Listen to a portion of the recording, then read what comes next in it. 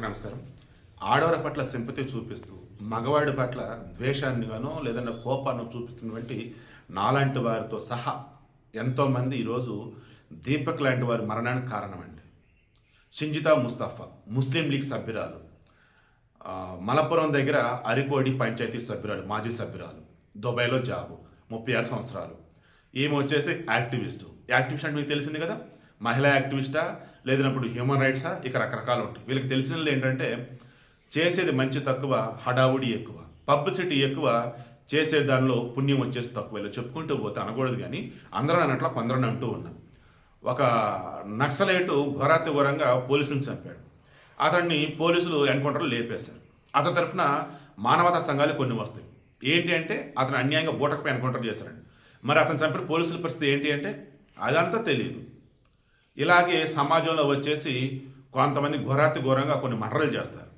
వారిని పోలీసులు ఎన్కౌంటర్లో లేపేస్తారు. అప్పుడు వచ్చేస్తారు అన్యాయంగా చంపేశారు పోలీసులు వాళ్ళని. ఎవరు రమ్మిల్లంత అంటే మానవతా సంఘాలు, మానవ హక్కుల సంఘాలు. అటువంటి దానిలో ఈ షింజితా ముస్తఫా, ఈమె కల్లా రీల్స్ చేయాలి, వైరల్ అవ్వాలి, ఫేమస్ అవ్వాలి, పబ్లిసిటీ తెచ్చుకోవాలి. ఇది ఈమెది వచ్చేసి మలపురం దగ్గర అరికోడి పంచాయతీ. ఈమె దుబాయ్లో జాబ్ చేస్తుంది. మన కన్నూరు వెళ్తున్న మూమెంట్లోనే దీపక్ బస్సులో ఉండటం, ఆ దీపకం చూసేసి ఇక టార్గెట్ చేసింది. ఫేమస్ అవ్వాలి, ఈ మధ్యకాలం నేను పెద్దగా వైరల్ అవ్వలేదు, ఎలా వైరల్ అవ్వాలంటే చూసినప్పుడు అతను ఆమె ఇలేలో ఉన్నారు. దెన్ నెమ్మదిగా అతను వెనక్కి వచ్చేసి అప్పుడు సెల్ఫీ వీడియో ఆన్ చేసేసి అతను ఏమాత్రం దగ్గరికి వచ్చినా సరే ఇంకా తన బ్రెస్ట్ తగిలేటట్టు చూసి కామాంధుడు చూసారు ఏం చేశాడు బస్సులు అని చెప్పి హడావిడి చేయాలి. అతను రావట్లేదు అన్నప్పుడు ఈమె కొంచెం ముందుకెళ్ళిపోయి అతను తగిలేలా చేసింది. దీనిని మనం అర్థం చేసుకోకుండా ఘోరాత ఘోరంగా మాట్లాడాం. చివరికి మన శుక్రవారం రోజు ఆ వీడియో వైరల్ అయింది. శనివారం రోజు అతను బర్త్డే, అందరికీ చెప్పినాడు, బట్ ఎవరు నమ్మలేదు. ఇక ఆదివారం రోజు ఆత్మహత్య చేసుకొని చనిపోయాడు.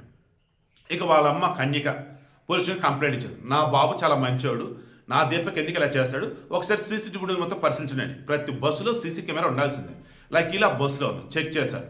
దీపక్ ఎక్కడా తప్పు చేయాలి, కావాలని వాంటెడ్గా ఆమె మొదట అతని పక్కన ఉంది, ఆ తర్వాత వెనక్కి వెళ్ళి వీడియో ఆన్ చేసేసి అతను తగిలేలాగా ప్లాన్ చేసి అతను తగలనప్పుడు ఈమె దగ్గరికి వెళ్ళి తగిలేసి దాన్ని షూట్ చేసేసి కామందని చెప్పేసి వీడియో పోస్ట్ చేసింది.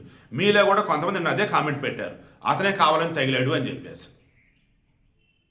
సో ఇప్పుడేమంటుంది మరలా, పోలీసులు నాకే సపోర్ట్ ఉన్నారు, అతడే తప్పు చేసి చెప్పేసి తేలిపోయింది అని చెప్పేసి.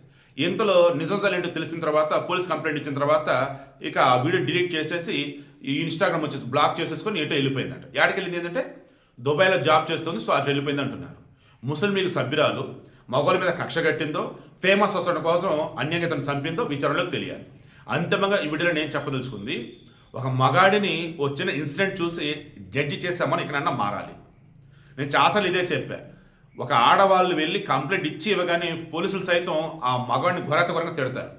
పోలీసులు మగవాళ్ళే, కానీ మగవాడిదే తప్పు అంటారు. అరే ఆ ఆడపిల్ల వచ్చి చెప్పింది చెప్పగానే నిజమే అని చెప్పేసి అనుకుంటూ ఉంటారు. మొన్న కూడా ఓ సెలబ్రిటీ వచ్చి కంప్లైంట్ ఇచ్చింది. ఆమె ఏం చేస్తే జనాలు ఆ రకంగా అన్నారు, అది అనవసరం, కంప్లైంట్ ఇచ్చింది, కంప్లైంట్ తీసుకో. సో ఇదేనండి మన సమాజంలో ఆడవారు ఏం చేసినా చెల్లుతుంది. మగవాడు నిజం మాట్లాడినా వాడిని ఎవరు పట్టించుకోవట్లేదు సరే కదా, ఇంకా తిరిగి వాడి మీద కేసులు పెడుతున్నారు. దాంతోనే దీపక్ లాంటి అమాయకులు బలైపోతున్నారు. దీపక్ వచ్చేసి ఎంత మంచి చిన్న ఎగ్జాంపుల్ చెప్పి నేను క్లోజ్ చేస్తాను, నాట్ ఎగ్జాంపుల్, ఫ్యాక్ట్ అది. సంవత్సరం క్రితం దీపక్ బస్సులో వెళ్తున్నాడు. బస్సులో పక్క సీట్ ఖాళీగా ఉంది, ఒక అమ్మాయి కూర్చుంది. ఆ అమ్మాయి బాగా ఇబ్బంది పడుతూ ఉంది. ఏమైంది ఏంటి చెప్పలేకపోతుంది. సరే లేడీస్ ప్రాబ్లం అనుకుంటా, అమ్మ మిమ్మతో మాట్లాడుతూ ఫోన్ ఇస్తానని చెప్పేసి అన్నాడు. పర్లేదు అంకుల్, కాసేపు ఇంటికి వెళ్తే బాగా పెయిన్గా ఉందని అన్నాను. దాన్ని ఇతని దగ్గర పారాసెటమాల్ టాబ్లెట్ అది ఇచ్చి వేసుకోమ్మా రిలీఫ్ అయిందని చెప్పేసి ఇచ్చి, ఆ తర్వాత ఏం చదువుతున్నావు, ఎక్కడ చదువుతున్నావు, నీకు ఏ సబ్జెక్ట్ అంటే ఇష్టం ఏంటని చెప్పి ఎంత ప్రేమగా మాట్లాడంటే ఆ అమ్మాయి పెయిన్ కూడా మర్చిపోయి అతనితో ఇంట్లో మనిషిలాగా మాట్లాడిందట. అట్ ది సేమ్ టైం అతను చెప్పాడట, కష్టాలు మనిషికి సహజం అమ్మా, నీ వయసులో మేము ఇబ్బందులు పడ్డాం, ఇప్పుడు నా వయసు 42, ఇప్పుడు నేను ఇబ్బంది పడుతున్నాను కదమ్మా, లైఫ్ అంటే ఇంతేనమ్మా, నేను టెస్లా కంపెనీలో సేల్స్ మేనేజర్గా చేస్తానమ్మా, పక్కనేనమ్మా కోజిగూడ దగ్గర గోవిందాపురం అమ్మ, అది బాగా చదువుకోమని చెప్పేసి. ఈ రోజు ఇన్సిడెంట్ అయిన తర్వాత ఆ వీడియో వైరల్ అయిన తర్వాత, లేదు అంకుల్ చాలా మంచివాడు, ఆయన చేసి అలా ఉన్నాడు అని చెప్పేసి చెప్పాను. ఇది హరీష్ కన్వార్ అని చెప్పేసి మలయాళ నటుడు తాను పోస్ట్ చేశాడు. సో మన దౌర్భాగ్యం, దరిద్రం ఇదేనండి. మగోడు బతికున్నప్పుడు అతనికి సంబంధించిన మంచి బయటికి రాదు. ఆడవాళ్ళు కంప్లైంట్ చేసిన తర్వాత ఆ మగోడిని కూడా ఇంకా నిందిస్తూనే ఉంటాం. వాడు చనిపోయిన తర్వాత మాత్రమే అతనికి సంబంధించిన మంచిని మాట్లాడుకుంటూ ఉంటాం. దయచేసి మగజాతిని కాపాడుకుందాం, మగోళ్ళని కాపాడుకుందాం.